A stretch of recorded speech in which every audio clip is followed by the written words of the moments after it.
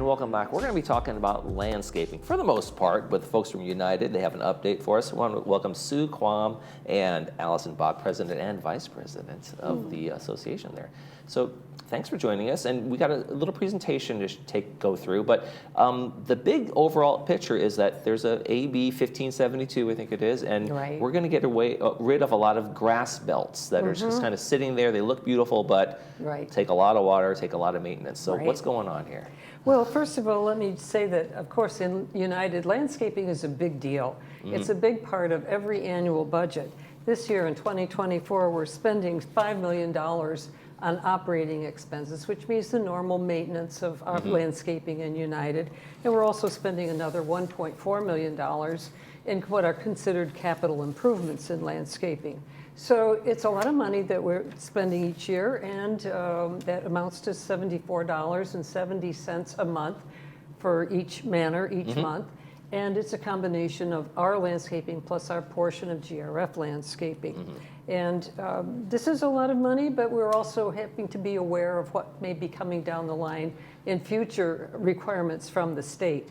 Because a lot of what we do is dictated by the state, which has an interest in water and pollution and air quality and so on. So that's the story of maintenance. It's a shifting game. Ever changing. And Sue, I know you have a lot of stats and a lot of stuff that we can go over too. I do, and so we'll just try to work our way through. I just wanted to say that 7 years ago I moved into the village. And one of the reasons that I moved here was that it was so pretty. I mean, you could live anywhere. But to me, it looked like a giant Monopoly board with lots of trees and grass and just a very beautiful area, and that maybe Walt Disney had a hand in designing this. So, so then I just enjoyed it. And then we went through 3 years of COVID, and then things changed. But so I wanted to get more involved. And so one of the things that I did was I was on the landscape committee, and this year I'm the chair of the landscape committee. Allison is the chair of maintenance. So, so what does landscape do? So they have to administer the program, they do improvements and restoration, and we have a nursery that is very important to us. And they also do a lot of the mulching. So all of the trees that get trimmed and things like that, taken down, they go to a mulching center. And then we use the equestrian center to supplement that with their deposits. So that their fine contributions. Yeah, with their contributions to get it going. So they do a lot. They also do pest control, and they maintain trees. So if you go to the first PowerPoint here, it's, as Allison said, we pay about $75 a month for this. And so when you look at this, United has, and this is going to be important to understand this, is we have 138 acres of turf. That's a whole lot of turf. And that is being noted in this new legislation. And where do we go from here? We also have 75 acres of shrubs. We've got 23 slopes, 23 acres in slopes. And so, that's a lot to maintain. That's a lot for us to do. So we have to then say, okay, so we've got all of this. How do we support it? How do we get this done? So you buy service level agreements, and I didn't understand this because I wasn't on the board before. But you get what you pay for, and so you try to balance your budget, and then it's set for the year. We are set for this year, and there's not much more that we can do about it. For our shrubs and our shrub beds, we can only go out 4 times a year to clean those shrub beds. That's 3 months, every 3 months. And that's that level you're talking about, whether for instance, I have a cleaner come once a week or once a month. Oh, well, that's going to be within what am I going to budget for, right? You're going to spend to get the results. Absolutely. And so now we're starting to set our budgets, and we need to know what people want. We've heard a lot of complaints, we've heard a lot of praise, and so, what's real? Can we go from 4 to 5 and make that a shorter time period? So there we are with that. So let's move on to the next slide, and that is on electric equipment. Sure. And so the state, as Allison said, the state mandates what we can do and what we have to do.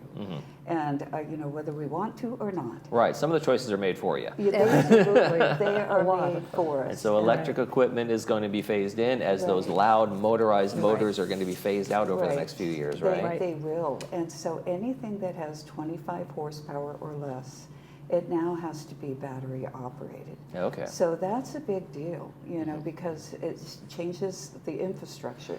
Now it's better for our environment, we think, with the loudness, with the noise and just Emissions. yes, that sort of thing. So they said 1 hour of operation of a commercial leaf blower can emit as much harmful exhaust as driving 1,100 miles in a new passenger vehicle. Okay, so now we're trying to address that. Yeah. So what do? Did we have the infrastructure to do this? Right. No, we did Right. not. And so so that those changes sound good, but they cost money to have happen. cost money. So you have to get new transformers, you've got to get new wiring, and you have to build. What our landscape department decided to do was to do, a huge wall, and of course put in electrical current so that we can charge. And I said, why didn't we use solar power? And they said, because they're out during the day and they'll be charged at night. So that doesn't make any sense. So, we're always trying to be cutting edge. Can we go there? But on this one, no, we cannot. We just can't do that. So they did testing on this, and because it's new equipment, and it may not last as long as what we had hoped. So you've got to change them out at least 3 times a day. So that's quite a bit. Okay, so if you want to go on to the next one, it's called Greeniest Training. And so what we're trying to do is train our staff.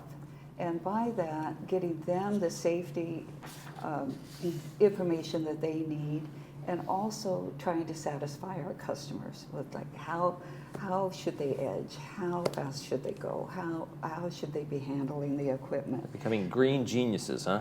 Yes. Great, portmanteau word, isn't it? Yeah, so we heard from residents and we've heard from staff, and we're trying to implement this.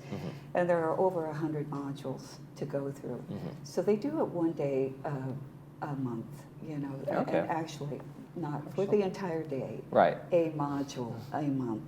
And so it takes 30 minutes to an hour to do. But I really hope that this will help both our staff and our residents. Yeah, it gets everybody on the same page in terms of Right. well, I Right. trim it this way, I like to do it this way, so everybody understands the standard, then there's Right. consistency, right? Yes, absolutely. So if we go on to the next page, that's our urban forest management plan.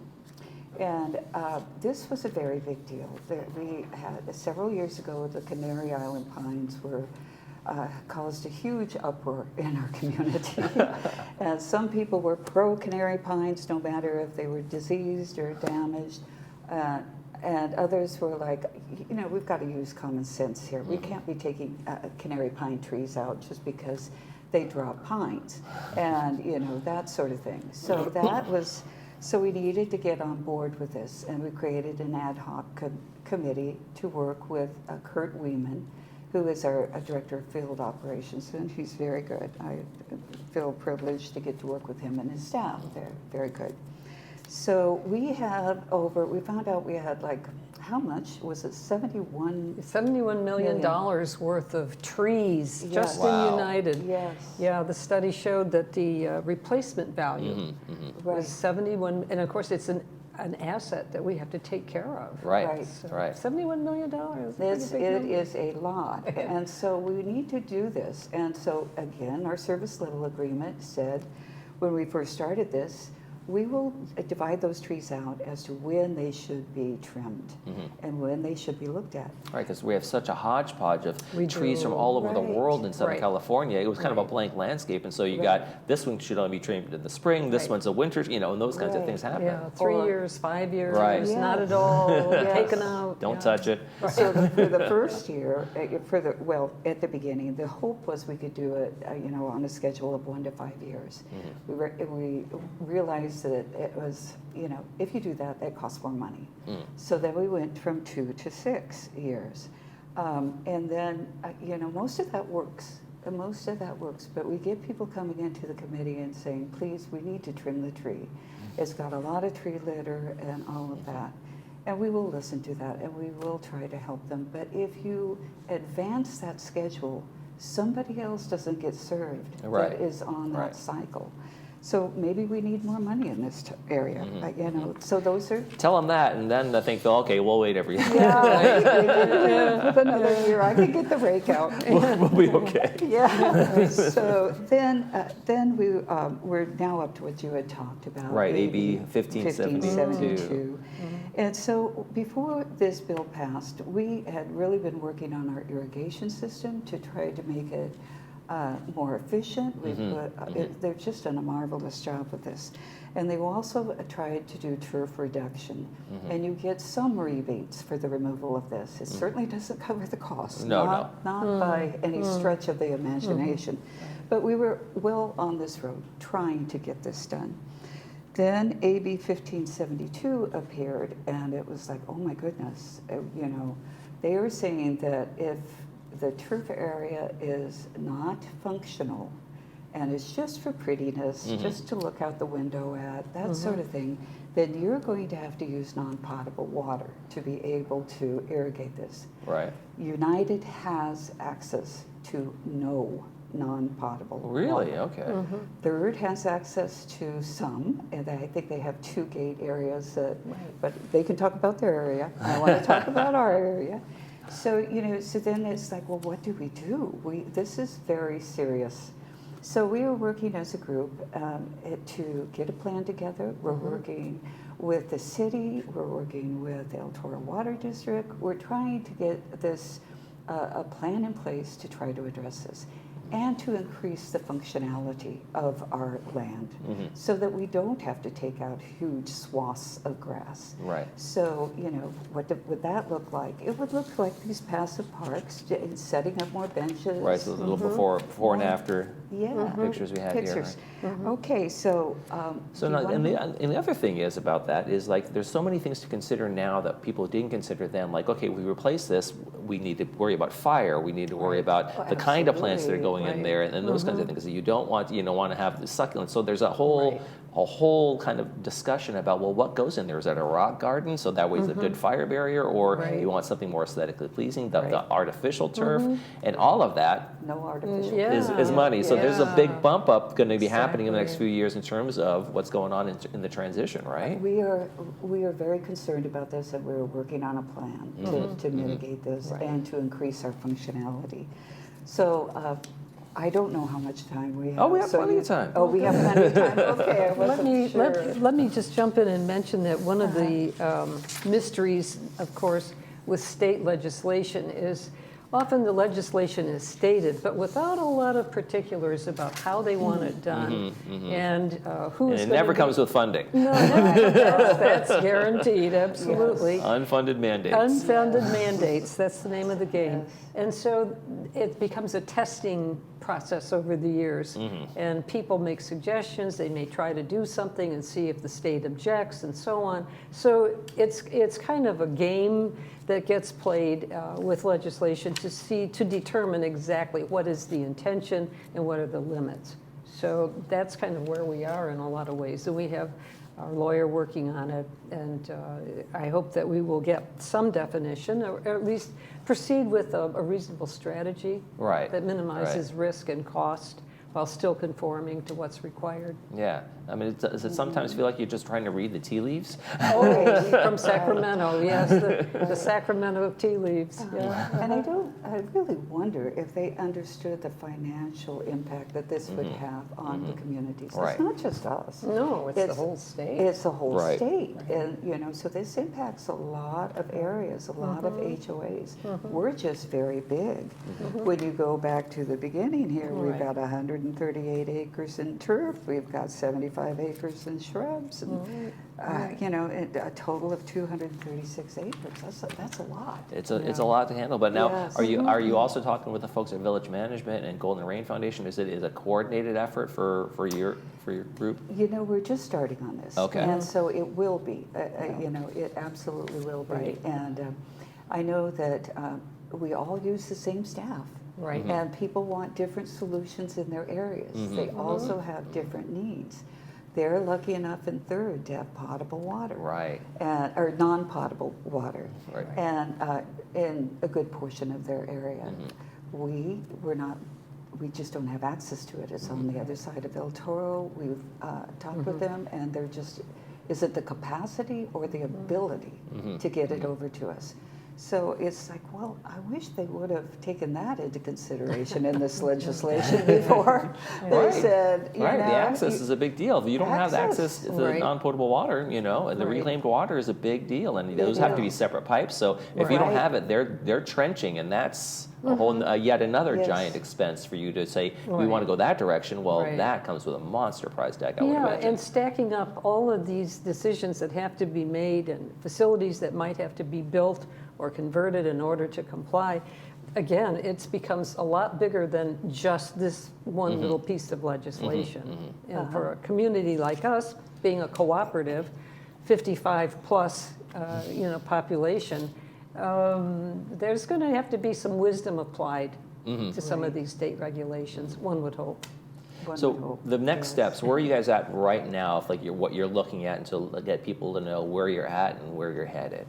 We're starting our plan, and we will share more as we know more. And so what I'm really pleased about is that this is a very high priority for our village and for United. So our CEO is well aware of this. It's a major focus within the landscape department. Right. Our board is looking at this very closely because it's now budget setting time for the next year. Right. Right. So just how far do we need to go? How much can we do to make the land that we have be considered functional? This only applies to non-functional land. So what can we do to ensure that it's understood that good portions of this are functional? Can you change the designation up? Now this is Yeah. I mean, I'm not trying to be Yeah. squirrely about it, but Yes. now this is a Frisbee park, and so we use all this space, Well, you know, yes, and we you put a couple sound- baskets out there.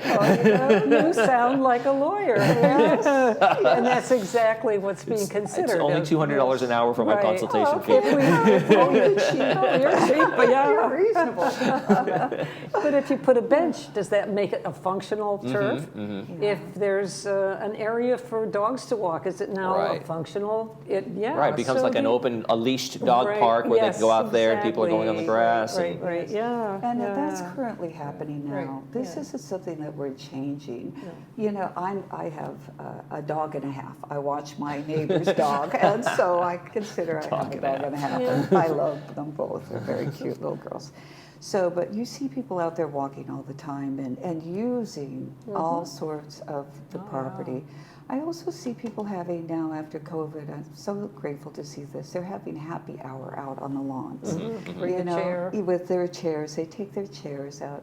They have potlucks out in between their buildings. And so I would really like to see us get more into that again and encourage people to go out and really enjoy this beautiful area. Yeah, that we it have. also gives you guys an opportunity, not to be on the negative side of things, to reimagine what the community could be. Right. Because if it's a beautiful space that no one's using, Right, yeah, yeah, Right. exactly. it's a wasted yeah. opportunity perhaps in some ways, right? It Yeah. is, it is. And, you know, this was built as a premier village for active residents.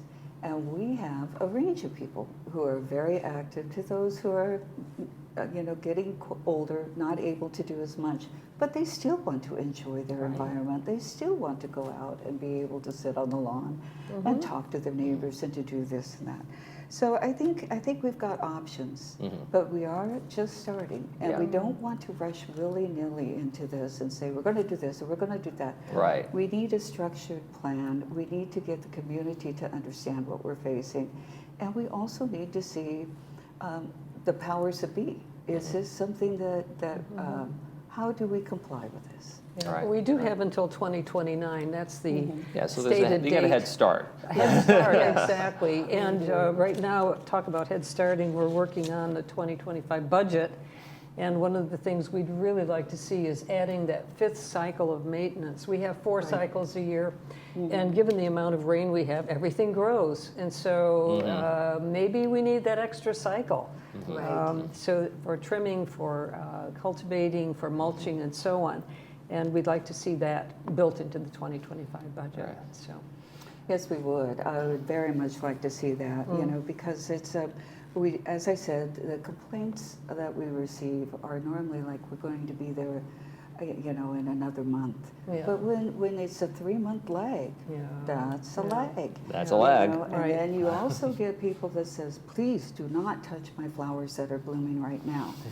Then they die, and then they call back and say, Why haven't you trimmed my flowers? What Why is going aren't on? you cutting my flowers and my bushes? And it's like, because this is what we agreed to pay. Yeah. Well, there you go. so- Well, we're not going to pay Paradise to put up a parking lot, but we're going to see some changes at United Right. and all the other Yes, associations yeah. as well. Right. Sue and Allison, thank you so much for joining us and Thank filling you, us in on Michael. this obviously very complex and layered planning Yeah. that's going on here. Okay, Thank you, Michael. Thanks. All right, you're watching This Day. We'll be right back.